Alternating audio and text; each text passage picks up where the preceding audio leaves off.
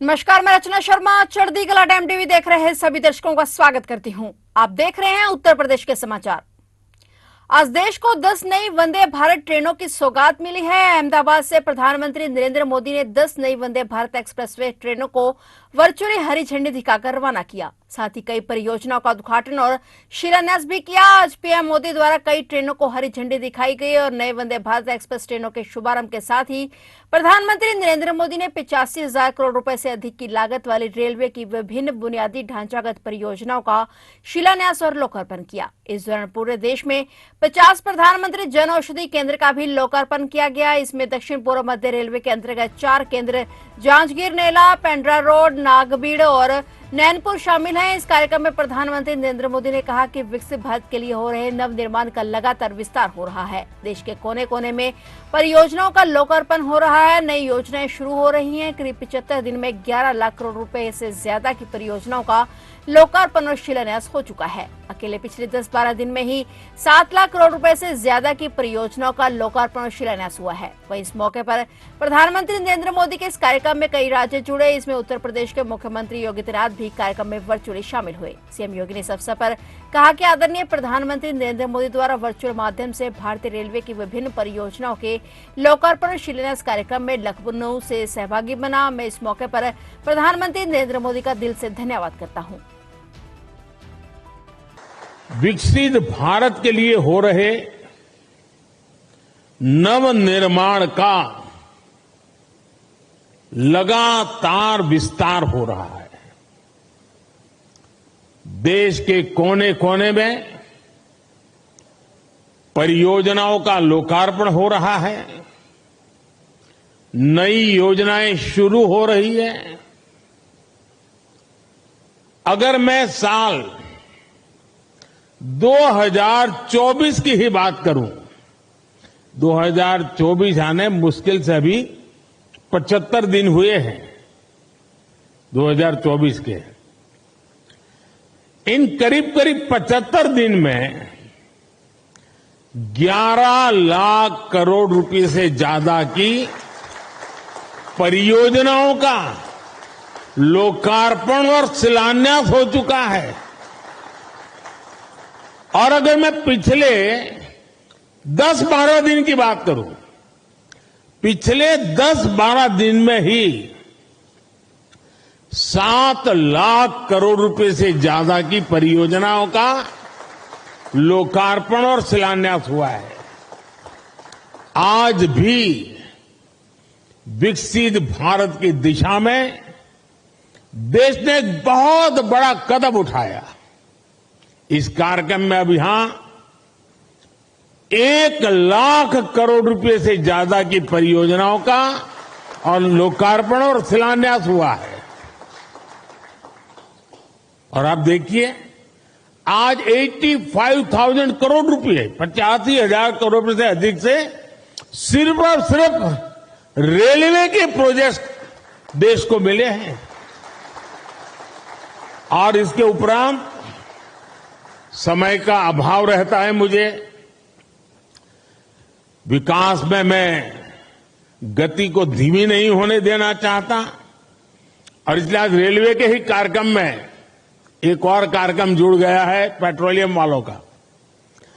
और दहेज में, गुजरात में दहेज में 20,000 करोड़ रुपए से अधिक की लागत से बनने वाले पेट्रोकेमिकल परिसर का भी शिलान्यास हुआ है।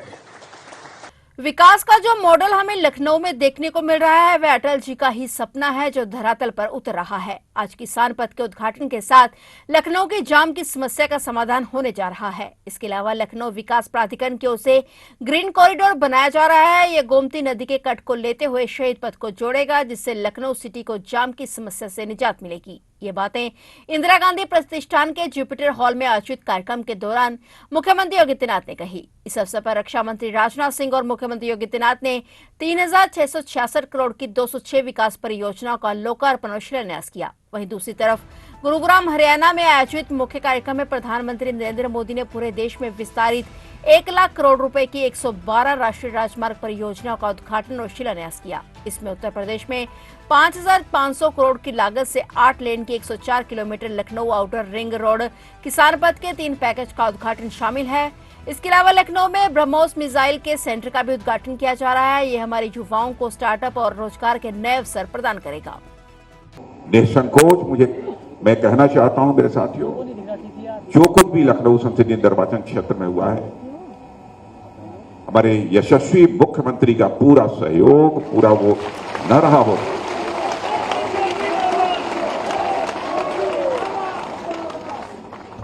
मैं समझता हूं कि यह सब सारे काम किसी भी सूरत में संभव न हो पाए।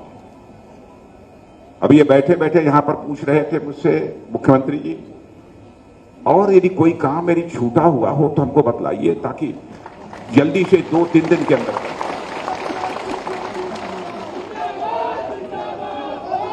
इसलिए जो कुछ भी काम यहां पर हुए हैं उसका श्रेय मैं नहीं लेना चाहता। इसका पूरा का पूरा श्रेय अपने उत्तर प्रदेश के यशस्वी मुख्यमंत्री श्रीमान योगी आदित्यनाथ जी को।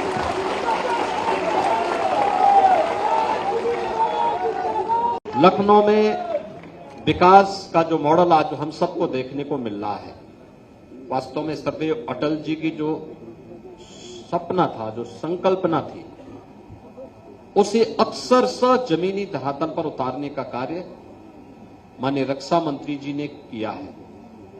चाहे वह शहीद पथ तब बना था जब सड़क परिवहन मंत्री भारत सरकार में थे, और आज किसान पथ एक नई सौगात लखनऊ वासियों को मिल रहा है। लखनऊ की जाम की समस्या का पूरा समाधान होने जा रहा है। लखनऊ वासियों, इसके लिए मैं आप सबको हृदय से बधाई देता हूं। इसके साथ ही लखनऊ विकास प्राधिकरण लखनऊ के अंदर एक ग्रीन कॉरिडोर बना रहा है, जो गोमती नदी के तट को लेते हुए और शहीद पथ को इसके साथ जोड़ेगा। लखनऊ सिटी की जाम की समस्या का समाधान इसके माध्यम से होगा। इसके फर्स्ट फेज का कार्य आज पूरा होने जा रहा है, जो माननीय रक्षा मंत्री जी, जो यहाँ के लोकप्रिय सांसद हैं, उनके कर कमलों से इसका भी लोकार्पण होने जा रहा है। यहाँ पे डीआरडीओ की मदद से रक्षा मंत्रालय ने जो लखनऊ में ब्रह्मोस मिसाइल का सेंटर बनाया है, उसका जो डेवलपमेंट और रिसर्च का सेंटर है, उसका आज यहाँ पे उद्घाटन का कार्यक्रम भी माननीय रक्षा मंत्री जी के द्वारा होने जा रहा है। ये हमारे युवाओं को नए स्टार्टअप स्थापित करने और इस फील्ड में कार्य करने के लिए एक नया अवसर प्रदान करेगा। हमारी टेक्निकल इंस्टीट्यूशन को उसके साथ जोड़ने का एक अवसर प्रदान करेगा। लखनऊ के सभी युवाओं को, जिन युवाओं को हम लोग सुविधाएं उपलब्ध करवा रहे हैं, खासतौर पर जिन युवाओं को हम लोगों ने टैबलेट और स्मार्टफोन उपलब्ध करवाए हैं, उन लोगों के एक अवसर होगा। ये सभी उनके लिए एक नया अवसर है। आज के इस अवसर पर लखनऊ में फॉरेंसिक रिसर्च इंस्टीट्यूट की उद्घाटन का कार्यक्रम भी, जिसमें हमने सत्र प्रारंभ कर लिया है, और अटल मेडिकल यूनिवर्सिटी सरदेव अटल बिहारी वाजपेयी जी के नाम पर उत्तर प्रदेश का जो एकमात्र मेडिकल यूनिवर्सिटी है, वह श्री अटल बिहारी वाजपेयी मेडिकल यूनिवर्सिटी है, उसका लोकार्पण का कार्यक्रम भी आज माननीय रक्षा मंत्री जी के कर कमलों के साथ ही यहाँ पे ऊर्जा विभाग का, नगर विकास विभाग का, स्मार्ट सिटी मिशन का, लोक निर्माण विभाग के हजारों करोड़ रुपए की परियोजनाएं जो आज लखनऊ वासियों को प्राप्त होने जा रही है। प्रधानमंत्री नरेंद्र मोदी ने बीते दिन आजमगढ़ से उत्तर प्रदेश को 42,000 करोड़ रुपए से अधिक की सौगात दी है। उन्होंने कई विकास परियोजनाओं का उद्घाटन, लोकार्पण और शिलान्यास किया। कार्यक्रम में मुख्यमंत्री योगी आदित्यनाथ समेत बीजेपी के कई बड़े नेता और कार्यकर्ता शामिल रहे। पीएम मोदी ने इस दौरान पीएम आजमगढ़ और पूर्वांचल वासियों को मंदूरी एयरपोर्ट समेत राजा सुहेलदेव राज्य विश्वविद्यालय और कई परियोजनाओं की सौगात दी है। इस दौरान पीएम मोदी ने कहा कि आज आजमगढ़ का सितारा चमक रहा है। आज केवल आजमगढ़ ही नहीं बल्कि पूरे देश के लिए कई विकास परियोजनाओं का शुभारंभ यहाँ से हो रहा है। आज आजमगढ़ से कई राज्यों में करीब 34,000 करोड़ रुपए के प्रोजेक्ट का लोकार्पण शिलान्यास हुआ है। उन्होंने कहा कि अनंत काल तक ये विकास का गढ़ बना रहेगा, ये मोदी की गारंटी है। इस दौरान पीएम मोदी के साथ कार्यक्रम में मौजूद सीएम योगी ने प्रदेश को विकास की सौगातें देने पर प्रधानमंत्री का आभार जताया।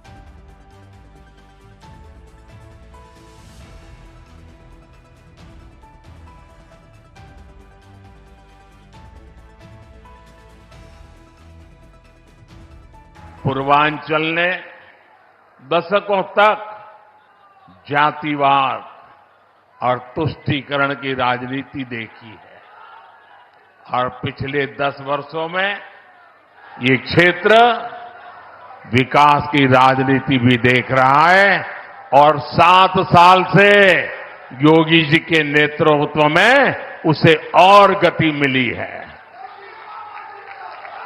यहां के लोगों ने माफिया राज और कट्टरपंथ के खतरों को भी देखा है और अब यहां की जनता कानून का राज भी देख रही है।